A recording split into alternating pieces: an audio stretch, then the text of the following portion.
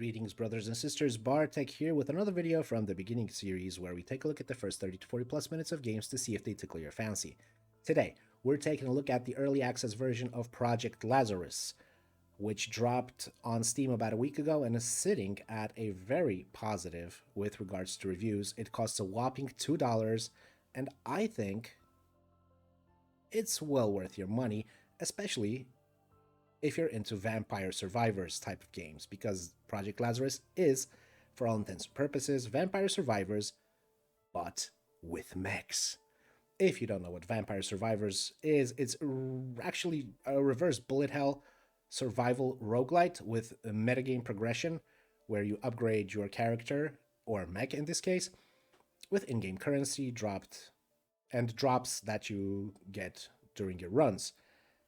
Now, before we dive in, I just want to show you one thing I'm incredibly impressed with. It's something you don't see very often when it comes to early access games. Look at the number of languages they support in early access. They have got English, Chinese, Dutch, French, German, Italian, Japanese, Korean, extra points for Polish, Portuguese, Spanish, and Turkish. This is quite a selection, and big up and props to the developer for including such a variety of language support. Also got some graphical options, standard stuff, but again, quite polished for an early access version. Okay, we're going to pop in to the game and see what it's all about. You've got 6 mechs. You start off with Lazarus, the first one that's rotating currently, and you can unlock the other mechs with in-game currency. I've unlocked 3 already. I could easily unlock these 2 others, but I'm not going to do that right now.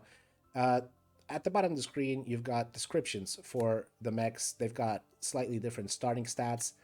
And for this playthrough, I'm going to be taking a rock mech, which has got a bonus.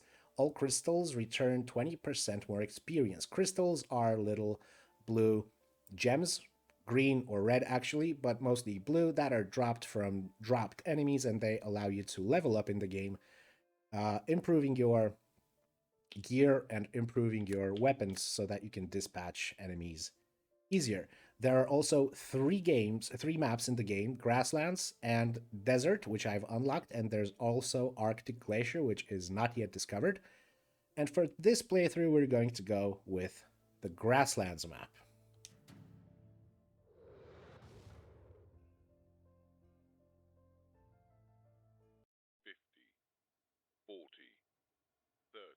Orbital drop 20, incoming.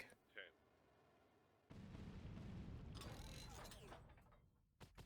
As with every type of Vampire Survivors type of game, your character auto-attacks. Now, as you can see, we're starting off, as every character does, with a machine gun. Now, this machine is already quite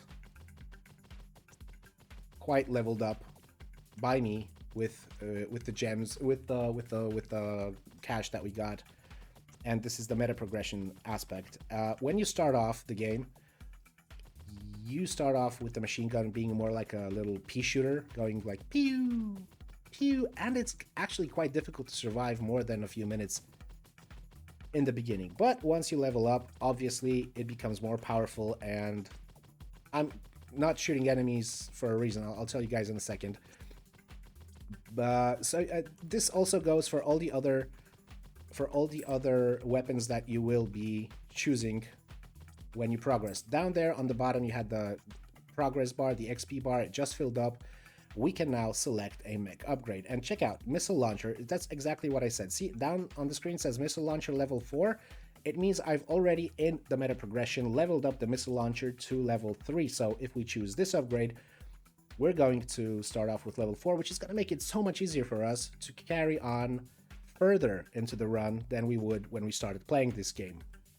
Also, one more thing that I love about this game is, say, the missile launcher, right? You can choose whether you want to equip it in your left slot or your right slot. Now, this has only cosmetic meaning, because every weapon or power-up you choose, it's reflected visually on your mech.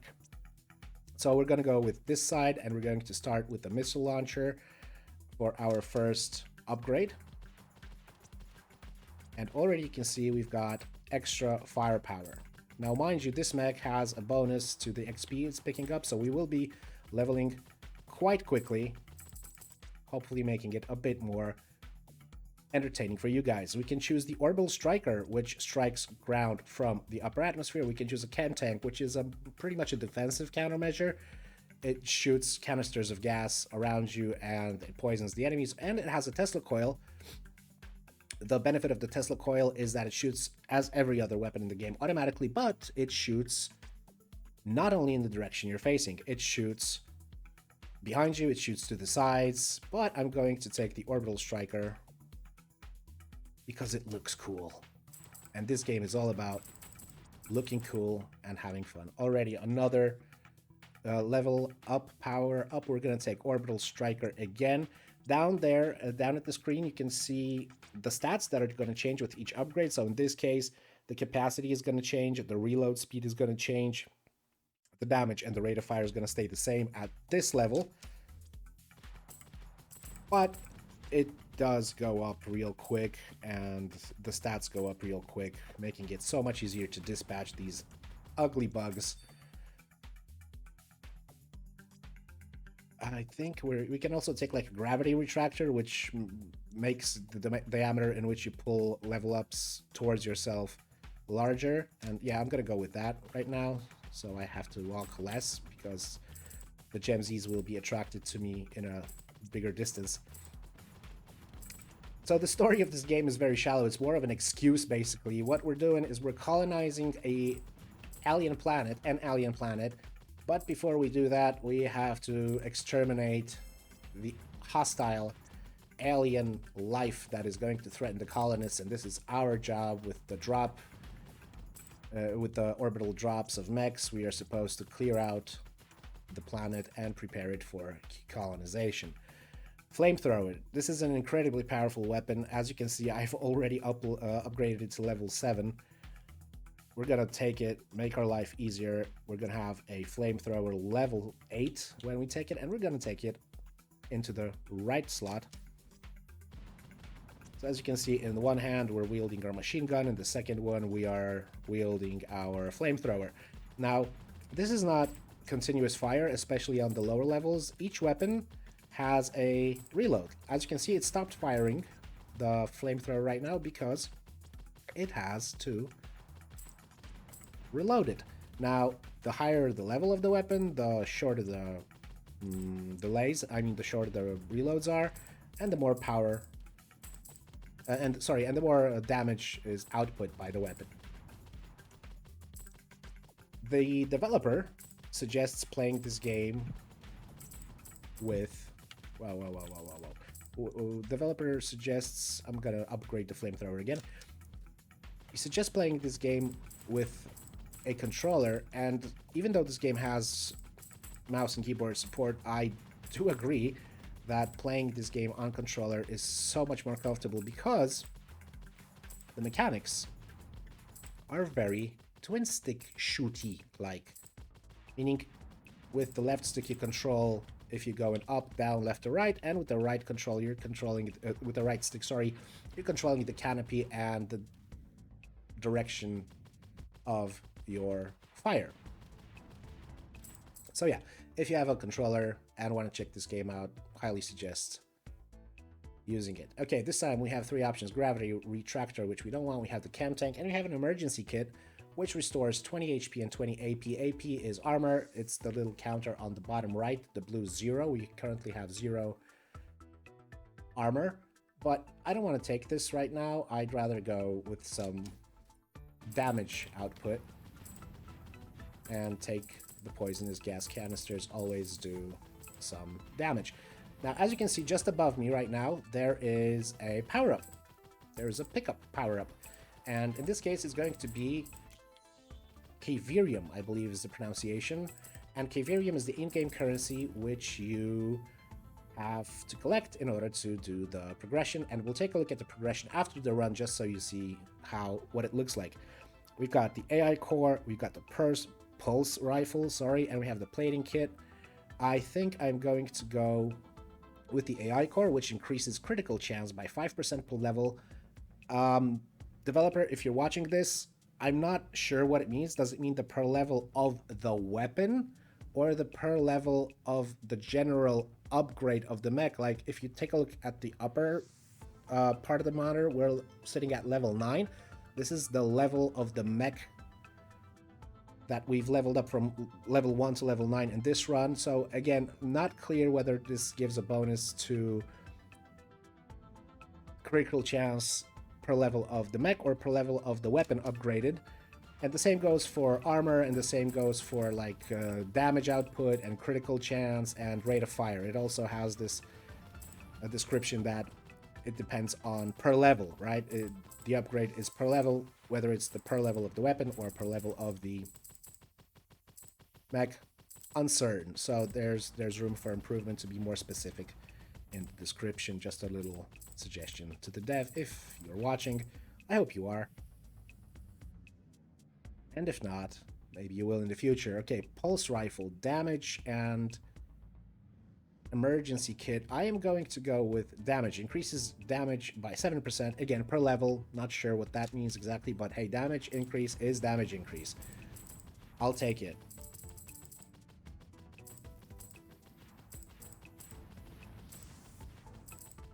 Now, the reason why I like this game so much, apart from the fact that it's just tons of fun, it's mindless. I mean, it's beyond mindless, but it's fun nevertheless. It's very relaxing, it's very chill, and the reason I like this is because it reminds me of like simple games from the old days, like when there were hardware limitations and you mostly had like shooty stuff like Space Invaders and those simple games that you just, you know, played for fun without going too much into the plot. Now, don't get me wrong, I am absolutely a great fan of games with absolute fantastic writing, deep characters, interesting narrative. Oh god, I'm a big fan, definitely. But once in a while, I just want to kick back, grab a controller, and blow off some steam, just mindlessly murdering and seeing shiny colors, effects, you know, getting that level up high that's very often right here, because you level up, as you can see, you level up constantly, so it gives you this adrenaline and well, it's just pleasant, you know, without going into too much detail. I might be babbling today, but there's a good reason for this, and the reason is actually Project Lazarus, guys. As really shamed as I am, because, well, as I just said, this is a proper mindless game. I'm a bit shamed, but I'm gonna share it with you guys. I got like 3 hours of sleep today because of this game, actually. I just saw it on Steam yesterday, decided to pay the whopping $2 for it just to give it a go and show it to you guys, because I like this type of Vampire Survivors kind of games. And before I knew it, I was 7 hours into the game.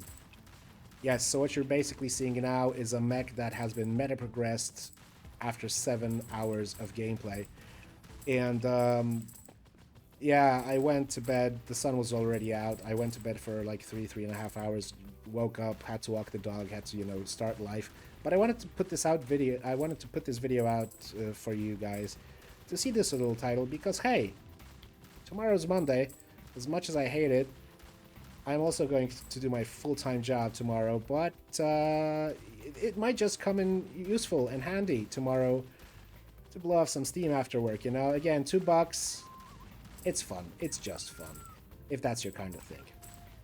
Okay, coming back to the game, and again, apologies for my rambling and my many mistakes and lapses in what I've got, in what I'm talking about. Again, it's the game's fault. Absolutely not mine. It's the game's fault. Okay, a couple of thoughts about the game itself. Now, when it comes to the animation of the weapons, the flames, as you can see, they're very powerful, very lively, very colorful. I love it. The thing I think that could be improved with regards to the look of the... I'm also a big fan of the customization. Like, depending on where you decide to put the upgrade, it shows up on your mech, right? Exactly in that spot. So that's awesome. That's absolutely great.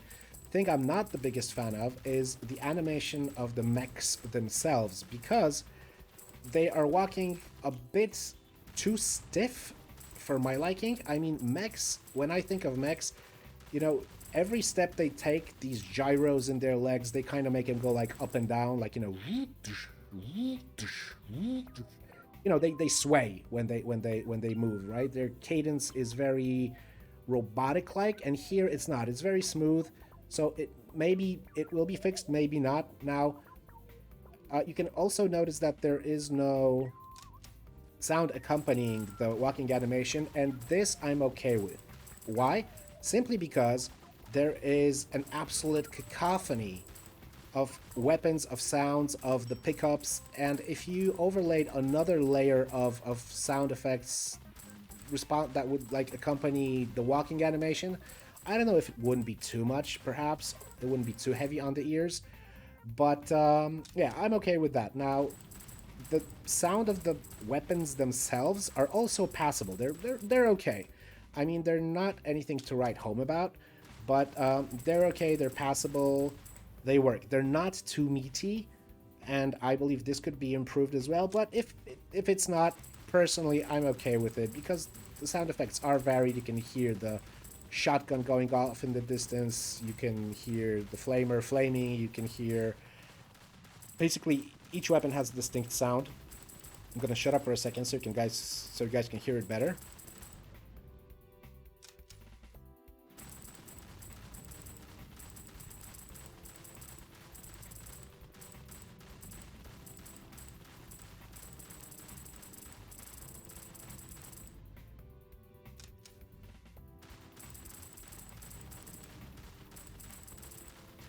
Right, I mean, it's difficult to...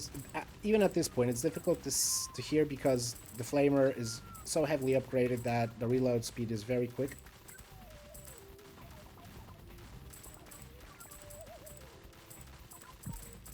But you can hear the shotgun blasting from underneath that, like, again, because it's upgraded, it's blasting constantly, like freaking crazy. Oh, yes. Now we're going to advance the flamethrower to level 9, I think, and it's gonna... You'll see a visual upgrade to it. It's gonna... The flame is gonna turn white. It's wonderful. Check it out. Oh, no, sorry. It's gonna be next level that we upgraded. It's the flames are gonna turn white. What was I talking about? Yes, the sound design. So again, the sounds of the weapons, passable. I'm okay with them if they stay the same. Now, the thing I'm, to be honest, not a big fan of is the soundtrack. It's simply, for me at least, it's not fitting well enough to this specific type of setting. I mean, if I am doing my power fantasy, piloting a mech, just slaying thousands of hostile aliens, and I'm spewing out, I mean, incredibly ridiculous amounts of damage, and I'm just sitting in this power suit, and I'm feeling, you know, really big and tough and whatnot, powerful. I would kind of like the music to reflect that a little better, meaning I would love it if the music wasn't so MIDI-like, if it wasn't so, like, randomly cheerful. And I mean, for me, this music soundtrack currently is more fitting for, like, a platformer type of game, and not a Vampire Survivors type of roguelike survival kind of game, especially one with mechs. I would expect something with much more woomph, and I'm not saying that it should be specifically, like, limited to one type of genre, like rock or I don't know, techno music, or let's say dubstep or anything like that. But a mixture of those would be great. Would be great. It just needs more kick. It just needs more oomph. It needs more energy. It needs more, you know, adrenaline. And Of course, this is nitpicking, guys, because if you want, even at this stage, you can just turn the music volume in-game to 0. You can launch Spotify, your favorite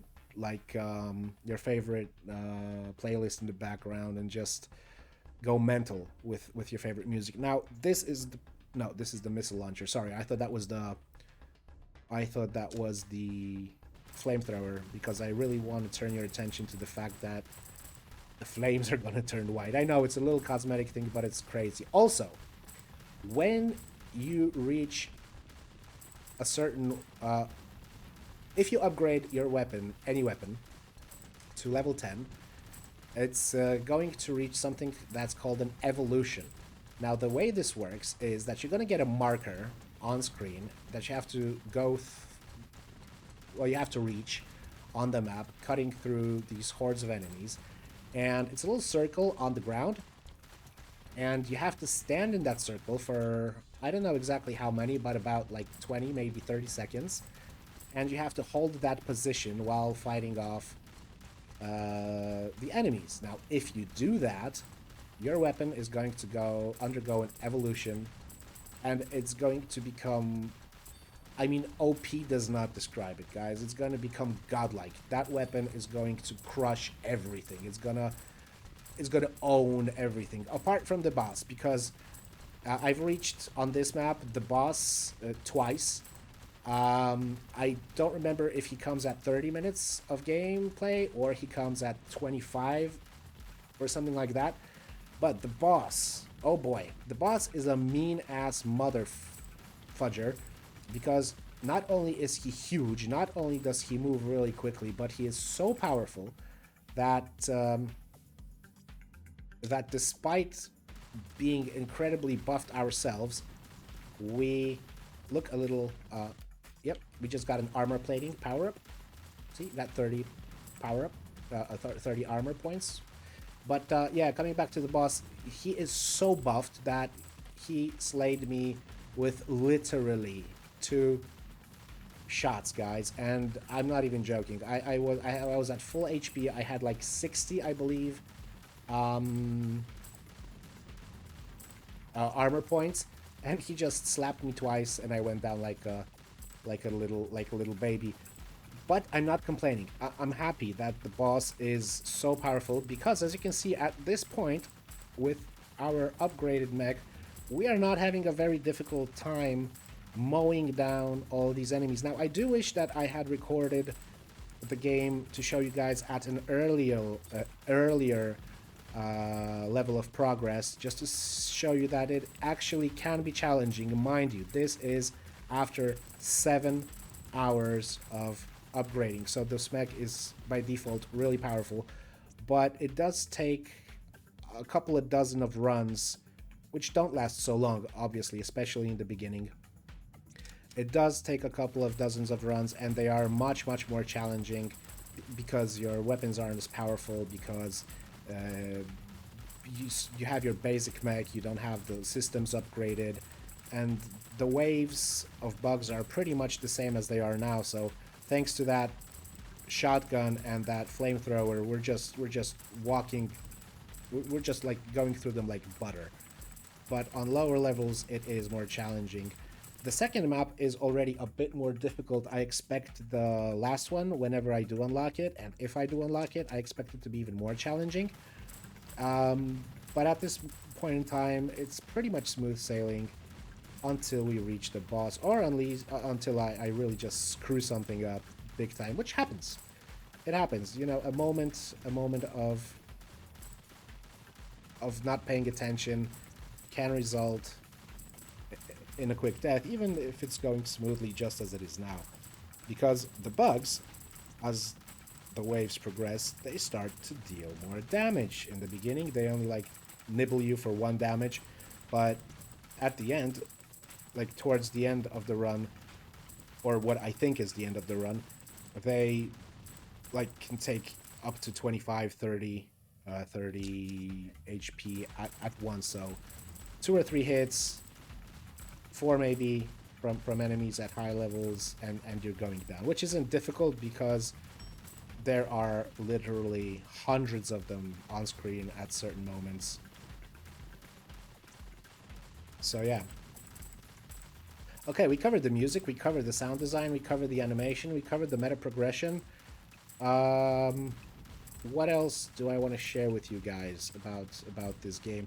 The enemy variety, it's pretty cool. It's, for me, it's sufficient for this type of game. For the first half an hour that I've played, or 25 minutes before being killed by the boss, it's pretty nice. I enjoy it. It's the enemies differ on the maps. I mean, every map, all the two that I've managed to see up so far, they have different enemies on them, which have different HP. They deal different damage, have different attack patterns, and simply are different visually. Like the second one, the desert one, is also quite climactic because you have lots and lots of bugs that look like they're, well, from the desert, and they have like appropriate color, and yeah, it just fits, you know, it all blends together very well. This is a very, very smooth title, and again, I can't stress this enough, you get all this for like $2. I'm not shilling for this guy, I'm just directing your attention that you can buy a game that it'll give you, as in my case, already near 8 or 9 hours of fun for $2, guys. You don't have to spend, you know, $60 to play a game that's basically a copy paste of the same title from like last year or 2 years ago. And yes, I'm talking about AAA games.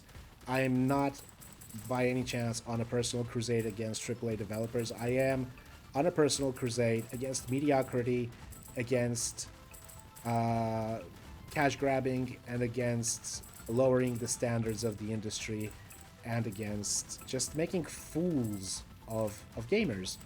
Because what else, if not making a fool of gamers, is it to ask them to pay 60 or 65 bucks for a game that innovates in no way regarding to the previous versions and is simply a reskin? I do understand that reskinning a game, like, say, Assassin's Creed, requires money, requires time, but it's just a reskin.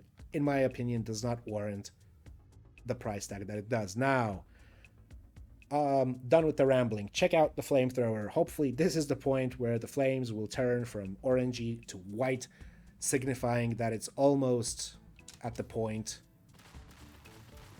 where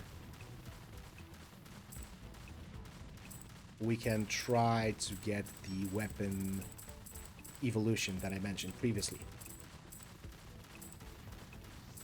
Alright, one more quality of life thing that I like about this game. Check out the lower left-hand corner of the screen. See the direction I'm shooting at? There's a little blue icon there that's going to change directions depending on where I move. This is a little indicator. It shows you that you are in the vicinity of a power-up, whether it being medkits, crystal magnets that make them come to you, or, see, there's the power-up, or currency. This is currency. Kivirium, 180 currency. Fun fact, this you can also upgrade because when you start off you get about 100, I think, Kivirium from each power-up, but if you meta progress it in the game, the drops, I have it at maximum right now, and the drop is 180, so again, it just makes the leveling process a bit quicker.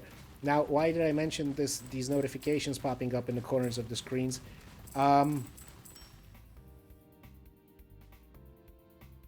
do I want to take? Yeah, machine gun. I started my adventure with Vampire Survivor-like games with Vampire Survivors. Again, wonderful game, really cheap too, getting lots of love and attention from the devs, or dev, I think, because, yeah, it's one guy, it's Luca Galante from Italy. Hat tip, Mr. Galante, you're doing God's work. But I played Vampire Survivors a couple of days after it initially came out. You can also check the video that I did. It was actually my second video that I ever did on this channel. It was Vampire Survivors. So yeah, you can go and watch that, but keep in mind it was a very, very, very early build of the game. And these notifications that I'm so happy with in this game, they weren't implemented. Now, whether they are implemented in Vampire Survivors now, I cannot tell you because I have not played it for a long time.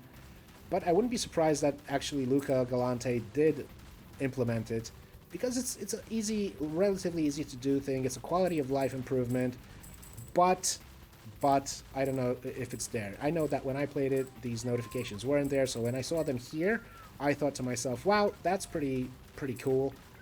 Makes life easier. Loving it. Okay, flamethrower. We're gonna reach level 10, right? Hopefully. Yes, it's not yet time for the evolution. I believe the next level will, if we survive that long, it's gonna show us the evolution of the game. I hope to show you that mechanic. We're at 20 minutes in, and if I'm not mistaken, at 20 minutes there's a significant difficulty increase because you see. Yeah, exactly. You're gonna see new type of monsters. These quick ones, yeah, you see those? The ones that are attacking me left and right. They are very fast, they're very powerful, and they do drop red gems, which are very valuable, but they are so quick that if you are unlucky and they catch you, see, exactly, shit. If they catch you off guard when you're reloading or when you're looking the wrong way, they can easily reach you, and then you're pretty much screwed. Because at the same time, see, when they're advancing, you're getting ganked from behind. So, shit. I'm gonna have to shut up for a minute here and concentrate, because I really hope to show you either A, the weapon evolution, or maybe we could get to the boss. I'm gonna shut up for a second now. Enjoy the game without me rambling on.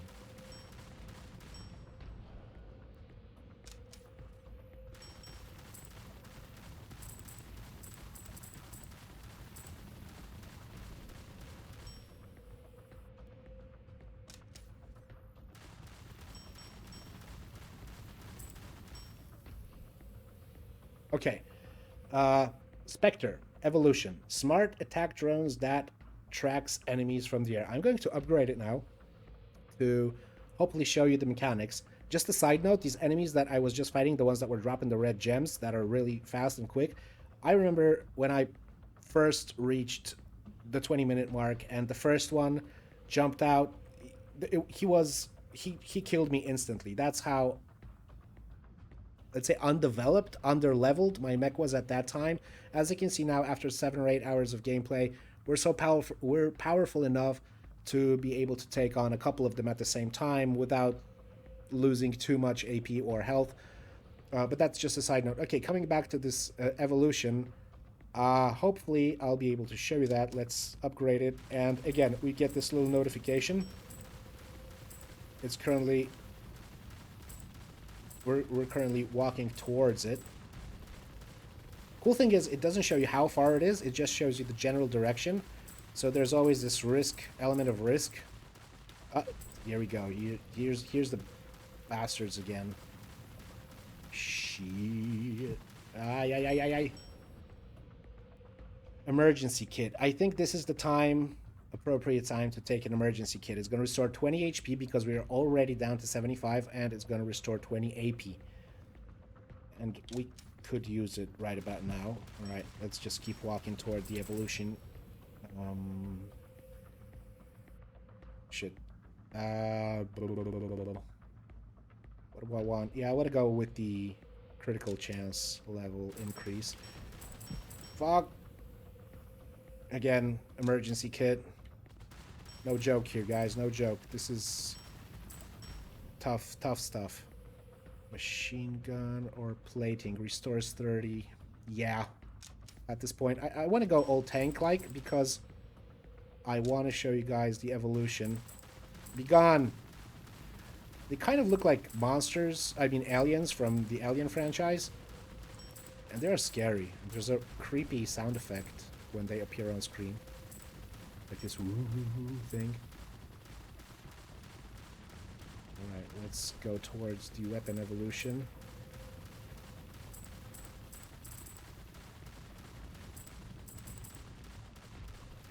Alright. Getting there. Hopefully, we're not too far away. And the power that you feel when you're blasting like that, slaying everything without too much of a hassle.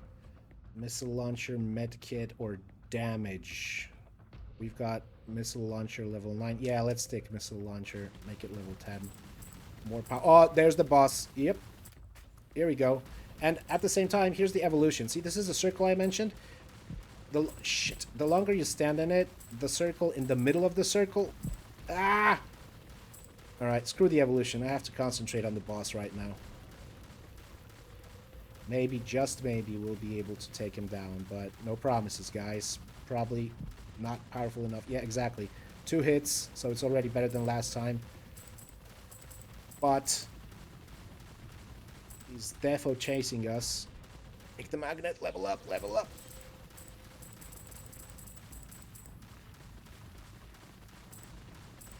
Sorry that I can't show you the... Oh, we dropped the mother...